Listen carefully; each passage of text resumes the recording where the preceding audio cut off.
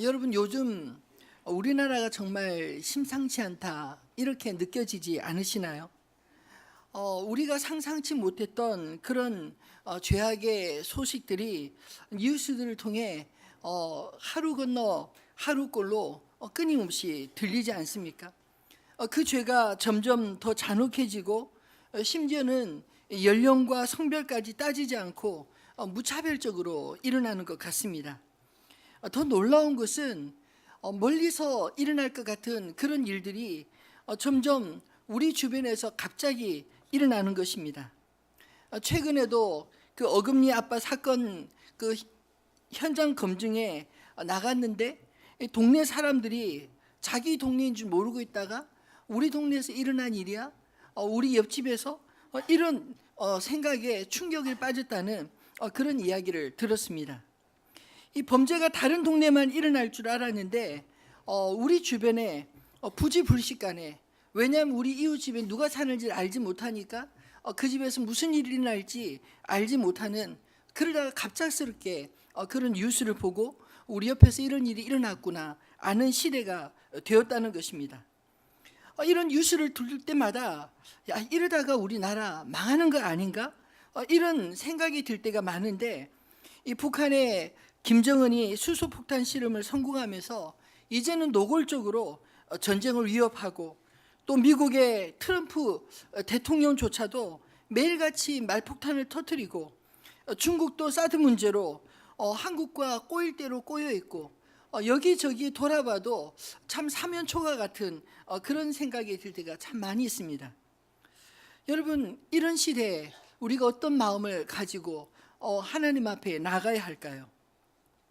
오늘 본문의 말씀은 하나님의 불편한 마음으로부터 오늘 본문이 시작되는 것을 알 수 있습니다.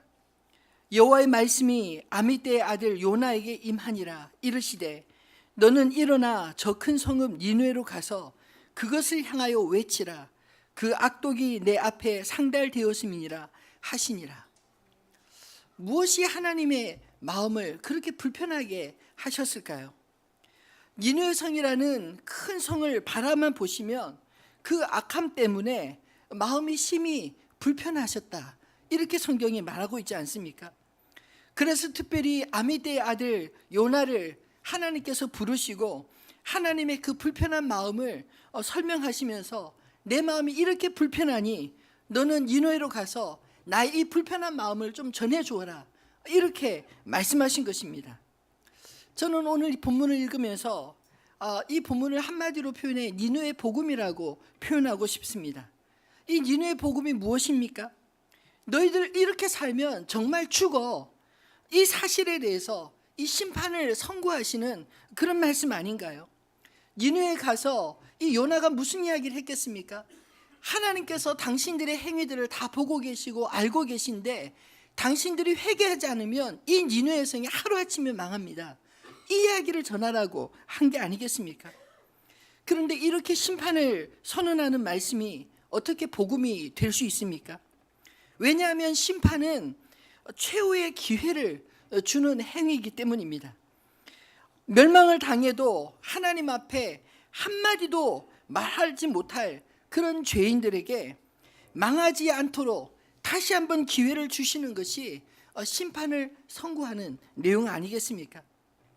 그런데 니느웨 복음을 받고 니느웨로 가서 이 복음을 전해야 될 요나 선지자가 오늘 본문을 읽어보면 그의 마음이 또 심상치 않은 것을 느끼게 됩니다. 하나님의 마음도 불편한데 오늘 본문에 보면 요나의 마음도 역시 불편해 있는 것을 보여주지 않습니까? 그렇다면 요나 선지자는 도대체 무엇이 그렇게 불편했을까요? 오늘 본문 말씀을 묵상하면서 요나 선지자가 불편했을 점을 두 가지로 찾아보았습니다. 첫 번째, 요나의 마음이 불편했던 것은 니느웨라는 성과 자신이 엮이는 것 그 자체가 심히 불쾌하고 불편하지 않았을까요? 요나가 니느웨를 불편하게 여긴 것은 사실 하나님의 불편함과 비슷한 것 같지만 사실 전혀 다른 차원의 불편함이 있었습니다. 하나님은 니느웨의 악독, 그 죄악이 불편했습니다. 그런데 요나는 니느웨 사람들 그 자체가 불편했다는 것입니다. 그 당시 니느웨는 이스라엘의 적국이었습니다. 아수르의 수도였고, 이 아수르라는 나라가 이 북이스라엘을 멸망시키고 남유다를 얼마나 괴롭혔던지 이 아수르 사람들만 생각하면 이 유대인이었던 요나의 마음에 이 불쾌하고 그리고 화가 나는 그런 심정을 갖지 않았을까요? 다시 말해서 원수와 같은 그런 사람들이었습니다. 하나님 편에서는 니느웨 사람들이 그들의 죄악을 버리면 그 불편함이 사라져 하나님 마음이 좀 시원해질 텐데, 요나는 니느웨가 싫기 때문에 니느웨가 악독을 버리든지 버리지 않든지 그게 문제가 아니었습니다. 그냥 니느웨가 이 땅에서 지구상에서 조용히 사라져 버렸으면 좋을 정도로 그의 마음이 불편했던 것 같습니다. 그래서 니느웨 사람들을 만나러 가는 것 기분 좋지 않고 불편했습니다. 그들에게 하나님 말씀을 전해도 그들이 악하기 때문에 내 말을 과연 들어줄까? 이런 말하는 나만 바보가 되는 거 아닌가? 그리고 악한 사람들에게 괜히 잡혀서 괜한 일에 엮여 곤란한 일을 핍박을 당하는 것 아닌가? 이런 생각이 들어서 이 요나가 그들을 만나는 것을 불편해했던 것 같습니다. 이 정도로 니느웨와 사람들을 싫어하다 보니 니느웨 사람들이 하나님 말씀을 잘 들어도 불편했을 것 같은 생각이 들었습니다. 하나님께서 니느웨 사람들에게 내리기로 한 그 심판을 만약 이 니느웨 사람들이 내 말을 잘 듣고 그들이 회개하고 그들이 심판을 넘어간다면 그 사람들, 니느웨 사람들이 활개치는 세상 바라보고 싶지 않아서 그의 마음이 불편하지 않았을까요? 오늘 본문을 묵상하면서 이상하게 제 마음에 드는 생각은 우리 시대의 문제의 근원이 무엇일까? 문득 그 생각을 하는데 공동체성의 상실이 아닐까? 이런 생각이 들었습니다. 옛날 제가 어린 시절, 그 10대 어린 시절을 추억해 보면 사실 옛날에는 앞집, 옆집, 이웃집을 다 알고 지내고 그래서 집집마다 대문을 열어놓고 그렇게 아이들이 서로 왕래하며 지내지 않았습니까? 심지어 제 기억 속에 겨울철 김장할 때도 자기 집 먹을 것만 김장하지 않고 동네 사람들이 같이 모여서 배추를 한 100통, 200통, 한 300통 이렇게 100통 단위로 사서 함께 김장을 했었습니다. 그리고 김장을 서로 나눠 먹고 이런 그 이웃의 정들이 있지 않았나요? 그 시절은 옆집, 앞집 사정들을 대충 알고 있기 때문에 이웃집 일이 내일처럼 그렇게 생각하고 이웃집이 어려움을 겪으면 그 어려움에 함께 동참하기도 하고 또 잘못하면 가서 야단도 치고 이런 분위기였습니다. 근데 요즘은 어떤가요? 이웃집 사람들에게 나도 간섭받고 싶지 않고 나 역시 그 사람들이 잘 살든 못 살든 간섭하고 싶지 않은 그런 분위기 아닙니까?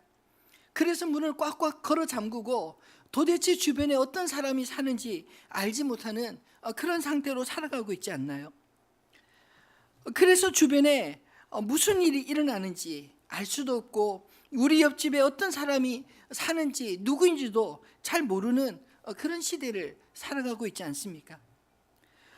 곰곰이 생각해 보니까 이렇게 공동체로 함께 모여 살면서도 이 공동체 의식이 전혀 없이 공동체 의식이 무너져 버리면 어쩌면 우리가 살아가고 있는 이 사회 공동체 자체가 무너질 수도 있겠다.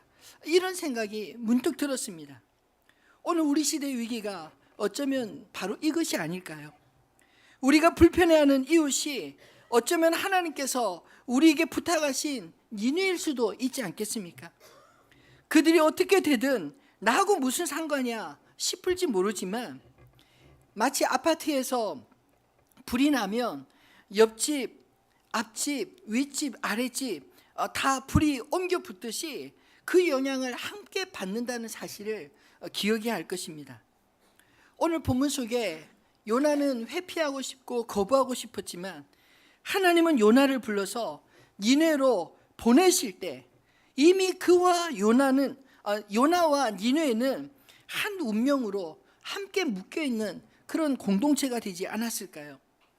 요나가 회피해서 될 문제가 아니라 부딪혀야 했던 문제인 것입니다. 여러분, 우리와 묶여 있는 공동체는 어느 곳인가요? 여러분, 그 공동체가 나에게 익숙하고 편한 공동체일 수도 있고, 아니면 불편하고 오늘 요나처럼 회피하고 싶은 그런 공동체일지 모르지만, 여러분, 회피하지 마시고 하나님의 사람답게 부딪혀 그 가운데 하나님의 영광을 보여주시기를 바랍니다. 두 번째로 요나의 불편함은 또 무엇이었을까요? 하나님이 부탁하신 사명 그 자체가 요나를 참 마음 불편하게 만들지 않았을까요? 오늘 본문 3절에 보면 반복적으로 이 요나의 불편한 마음을 드러낸 말씀이 기록되어 있습니다. 요나가 여호와의 얼굴을 피하려고, 이 요나가 여호와의 얼굴을 피하려고 한다는 이 말이 두 번씩이나 반복되어 나오고 있습니다. 하나님께서 요나가 싫어하고 피하고 싶은 그 일을 하라 하시니 이 요나 역시 이제는 하나님 그토록 사랑하고 섬겨왔던 그 하나님의 얼굴조차 피하고 싶어, 도망하고 싶었지 않았을까요? 그래서 어떻게 했습니까? 가급적 자기의 사명과 멀리 떨어져 살고 싶었던 것 같습니다. 그래서 니느웨로 가라 하셨는데 니느웨를 피하고 싶어서 오히려 정반대의 가장 멀리 떨어진 도시 다시스로 갈 결심을 하고 요빠 항구로 갔다고 기록되어 있습니다. 그 요빠 항구에 갔는데 공교롭게도 마침 다시스로 가는 배를 만나서 잘 됐다 싶어서 얼른 그 배에 올라타 항해를 시작하지 않습니까? 여기까지는 요나가 계획한 대로 잘 되는 것 같았습니다. 그러나 여러분, 요행은 결코 성공이 아닙니다. 하나님의 얼굴을 피해 도망가는데 여러분, 하나님이 도와주시는 일이 있겠습니까? 요나 생각에는 요빠 항에서 만난 다시스로 가는 배가 어쩌면 그냥 순탄하게 자기 생각대로 잘 된다 생각하고 탔을지 모르지만, 우리가 잘 아는 것처럼 그 배는 요나의 역경의 시간을 하나님께서 준비한 배가 아닌가요? 하나님이 부탁하신 니느웨와 멀리 떨어져 있으면 어쩌면 자기 사명도 멀어져서 이제 자신과 니느웨가 상관없는 그런 일이 될 줄 알았을 것입니다. 그러나 여러분, 하나님은 포기를 모르시는 분이라는 사실을 기억하시기 바랍니다. 하나님께서 요나를 선택하시고 요나에게 부탁하셨으면 그 일은 요나의 일인 것입니다. 요나가 포기하고 도망가고 싶어도 그 일이 다른 사람에게 전가되는 일이 아니라는 것입니다. 하나님이 왜 굳이 요나에게 시키셨겠습니까? 요나가 적임자인 것을 아셨고 정하셨고 또 그렇게 하실 분이시기 때문입니다. 여러분, 우리에게 이런 불편함은 혹 없으신가요? 내가 하고 싶지 않지만 내가 해야 할 일을 아는 그런 불편함이 여러분 마음속에는 없으십니까? 그래서 그 일로부터 가급적 멀리 도망가고 싶지는 않으신가요? 요나는 자기 감정에 매우 솔직한 그런 선지자였습니다. 자기가 하고 싶은 일은 하지만 하기 싫은 일은 하고 싶지 않아 도망갈 줄 아는 그런 선지자였습니다.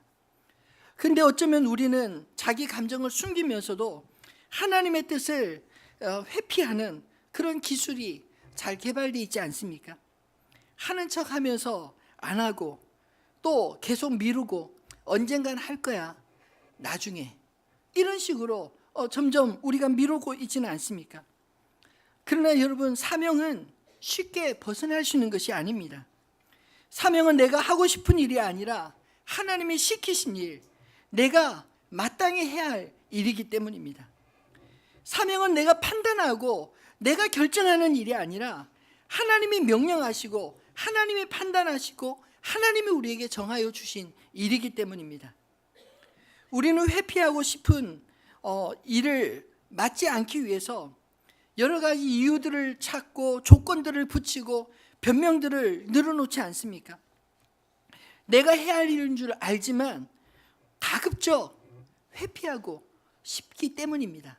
오늘 요나처럼요. 근데 여러분, 진짜 불편한 진실은 피할 수 없는 것을 피하려 한다 하는 것입니다. 왜요? 결국 그 일은 하나님이 나만이 할 수 있는 일로 맡겨주신 일이고 결국 내가 해야 될 일이기 때문입니다. 말씀을 맺겠습니다. 여러분, 하나님이 우리에게 맡기신 그 일을 믿음으로 감당하되 억지로 마치 하나님이 정하신 그런 악의 방조자나 공범자가 되지 마시기를 바랍니다. 여러분, 오늘 우리 시대를 살아가면서 여러분의 마음에는 어떤 불편함이 있습니까? 이 땅의 수많은 문제들을 듣고 보면서 여러분 안에 그런 불편한 마음이 있지 않으신가요? 하나님께서도 마음이 불편하셨고 하나님의 일을 맡긴 요나도 그 마음이 불편했던 것처럼 우리가 살아가는 이 땅에 망할 징조들이 보이는데 그런 불편함이 없다는 게 말이나 되겠습니까? 근데 문제는 그 일을 나의 일로 여기느냐 아니면 그런 일에 엮이고 싶지 않느냐, 이런 문제가 아닐까요? 사실 우리는 가급적 이런 문제에 엮이는 것을 원하지 않을지 모릅니다. 왜냐하면 적어도 나는 니느의 사람과 같은 그런 사람은 아니라는 생각 우리가 안에 있지 않습니까? 또 그런 사람들과 나는 전혀 별개의 사람이니까 그 사람들의 죄악이 나와 무슨 상관이 있나, 아무리 찾아도 찾을 수 없으니까 나와 그런 일과 또 그런 사람들과 그런 공동체와 엮이고 싶지 않은 것입니다. 그런데 참 이상한 것은 그런 사람들의 이야기를 들으면 뉴스라도 볼 것 같으면 화가 나고 실컷 욕해주고 싶은 그런 마음들이 마음에 생기지 않습니까? 그래서 뉴스에 보면 SNS에 그 뒤에 달린 글들을 보면 얼마나 많은 욕들이 있는지, 좀 이슈가 될 만한 일들만 나타나면 그 뒤에 온갖 자기의 생각들을 그렇게 쏟아놓는 사람들을 수없이 많이 봅니다. 여러분, 나와 상관이 없는데 왜 화가 나나요? 화가 난다는 것은 나와 상관없는 게 아니라 이렇게 저렇게 나와 함께 엮여져 있고 상관 있는 일이라는 말 아닌가요? 하나님은 이 땅에서 일어나는 악한 일을 보실 때 어떤 마음이 드시겠습니까? 요나에게 말씀하셨듯이 하나님의 마음이 심히 불편하실 거라 믿습니다. 오늘 우리 시대에도 하나님이 바라보실 때 심히 불편하실 만한 그런 일들이 많이 일어나지 않나요? 그리고 오늘 우리 시대에 또 역시 그 당시의 요나처럼 요나 선지자 같은 사람들이 오늘 우리 시대에도 역시 너무 많지 않습니까? 나를 포함해서 말입니다. 죄를 알고 보면서도 외면하는 것은 악인이 그 악인과 함께 망하는 것을 그냥 가만히 지켜만 보는 방조자요, 또 어쩌면 악이 이 땅에서 퍼져나가는 것을 아무렇지도 않게 그냥 바라보는 공범자일 수 있는 것입니다. 우리가 결코 의도하지 않았을지라도 악한 일을 보면서도 방치하는 것은 악인을 돕는 것이요, 악이 망할 때까지 악인이 더 많은 악한 일을 하도록 방조하는 그런 일이 아닐까요? 여러분, 악인이 자기의 악함으로 망하는데 왜 내가 그 책임을 져야 하느냐 묻는다면 성경은 우리에게 분명히 이렇게 말씀하실 것입니다. 에스겔서 33장 7절로 9절 말씀 우리 같이 한번 읽어볼까요? 인자야, 내가 너를 이스라엘 족속의 파수꾼으로 삼음이 이와 같으니라. 그런즉 너는 내 입의 말을 듣고 나를 대신하여 그들에게 경고할지어다. 가령 내가 악인에게 이르기를 악인아 너는 반드시 죽으리라 하였다 하자. 내가 그 악인에게 말로 경고하여 그의 길에서 떠나게 하지 아니하면 그 악인은 자기 죄악으로 말미암아 죽으려니와 내가 그의 피를 내 손에서 찾으리라. 그러나 너는 악인에게 경고하여 돌이켜 그의 길에서 떠나라고 하되 그가 돌이켜 그의 길에서 떠나지 아니하면 그는 자기 죄악으로 말미암아 죽으려니와 너는 내 생명이 보존하리라. 아멘. 이 말씀이 참 마음에 심각하게 와닿지 않습니까? 악인과 악한 것을 보면서도 외면하는 것은 악을 방조하는 행위요 공범자라고 분명하게 말씀하고 있습니다. 그래서 그 악인은 자기 죄로 죽을지라도 내가 그의 피를 너에게서 찾겠다, 이렇게 말씀하고 있지 않나요? 여러분, 하나님의 마음은 사실 오늘 본문에 보면 패역한 그리고 당장 망할 수밖에 없는 니느웨에 가 있었습니다. 근데 요나의 마음은 니느웨 반대편 다시스로 가 있지 않았습니까?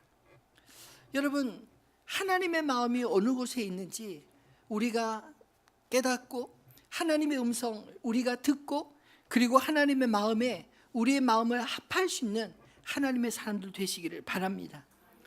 우리가 복음이 무엇인가 아는 것이 중요하지 않습니다. 복음을 전하는 것이 더 중요합니다. 그 복음은 생명을 구원하는 일뿐만 아니라 심판을 선고하는 것까지 포함한다고 이야기합니다. 악인이 잘못된 곳으로 가는 것을 그저 바라만 보고 있는 것이 아니라 그를 붙잡아 세우는 것까지 포함한다고 말하고 있는 것입니다. 오늘 우리 시대에 파괴된 공동체성을 우리가 회복해야 마땅하지 않을까요? 우리는 원하든 원하지 않든 운명 공동체입니다. 요즘 그 테러 사건이 아직 우리나라에서는 본격적으로 일어나지 않았지만 세계 곳곳에서 테러가 무작위로 일어나고 있지 않습니까? 나하고 상관없는 그런 사람들, 나하고 상관없는 그런 일인데도 불구하고 테러에는 나도 언제든지 포함될 수 있다고 하는 그런 무서운 그런 경고의 메시지가 포함되어 있지 않습니까? 여러분, 이 땅에, 이 세상의 악과 이 세상의 문제에 대해서 하나님의 사람들이 침묵하는 것은 그것에 대해서 오늘 요나서는 우리에게 책망하고 있는 것이 아닐까요? 이 세상의 악은 우리와 상관없는 일이 아닙니다. 우리가 아파해야 하고 우리가 기도해야 하고 그리고 우리가 기회가 된다면 우리가 알고 있는 사람이 있다면 우리가 경고해야 되고 그리고 멈춰 설 수 있도록 만들어야 되는 것이 오늘 요나서를 통해 하나님이 아파하시는 그 마음을 우리에게 들려주는 것 아닐까요? 이 나라에 함께 살아가는 사람이면 악인이든 의인이든 운명 공동체라는 그 사실을 기억하시기를 바랍니다. 요즘 전쟁에 대한 그런 이야기들, 가상 시나리오들 참 많이 들리기 때문에 저도 한번 곰곰이 생각해 보았습니다. 만약에 이 땅에 정말 상상하기도 싫고 하고 싶지도 않지만 만약 이 땅에 전쟁이 난다면 어떻게 될까? 여러분, 우리가 생각하는 지금 내가 가장 소중하고 지키고 싶고 중요하게 여기고 성취하고 싶고 이 모든 일이 하루아침에 물거품처럼 사라질 수 있는 거 아닌가요? 전쟁이 일어났는데 나하고는 전혀 상관없는 그런 일이 되겠습니까? 결코 그렇지 않습니다. 갑자기 직장에 가야 되는데 직장에 갈 수도 없게 되고 학교 다니는 학생들은 또 갑자기 징집받을 수도 있고 우리의 꿈과 우리의 생각과 상관없이 모든 것들이 전쟁 모드로 리셋되지 않을까요? 여러분, 그래서 우리가 이 땅의 현실을 놓고 깨어 기도해야 된다고 생각합니다. 오지 않으리라 생각만 할 것이 아니라 우리가 하나님 앞에 구체적으로 이 땅에 만약에 우리가 상상하기 어려운 그런 일들이 일어난다면 그것은 사실 북한 때문이 아닙니다. 성경은 끊임없이 우리에게 말하고 있기를 하나님 앞에 범죄한 나라와 범죄한 사회에 대해서 하나님의 심판이 때로는 전쟁으로, 때로는 기근으로, 때로는 역병으로 그렇게 온다고 말씀하고 있기 때문입니다. 오늘 우리가 함께 이 시간 나와서 기도하고 싶습니다. 무엇을 위해서 기도해야 될까요? 이제까지 우리 자신을 위해서는 참 많이 기도했습니다. 이제는 나라와 민족을 위해서 함께 기도를 모아야 될 때라고 생각합니다. 그리고 특별히 우리 자신을 위해서 기도한다면 하나님, 이 땅에서 내가 어떻게 살아야 합니까? 하나님의 사람답게, 이 세상에 살아도 하나님의 사람답게 살 수 있도록 주님 도와주십시오. 너희는 세상의 소금이다. 너희는 세상의 빛이라고 했는데 내가 소금 역할을 잘 하지 않고 빛의 역할을 감당하지 못해서 이 땅이 이렇게 썩어버리고 이 땅이 이렇게 어두워져 있습니다. 하나님, 이제라도 하나님, 내가 소금 되기를 원합니다. 이제라도 내가 빛이 되기 원합니다. 그런 마음으로 기도해야 되지 않겠습니까? 하나님, 도망치는 요나가 아니라 하나님의 사명을 받드는 요나가 될 수 있도록 하나님 축복해 주십시오. 이렇게 우리 자신을 위해 기도해야 되지 않을까요? 오늘 이 시간 그런 마음을 가지고 우리들의 찬양 22장 함께 찬양하기 원합니다.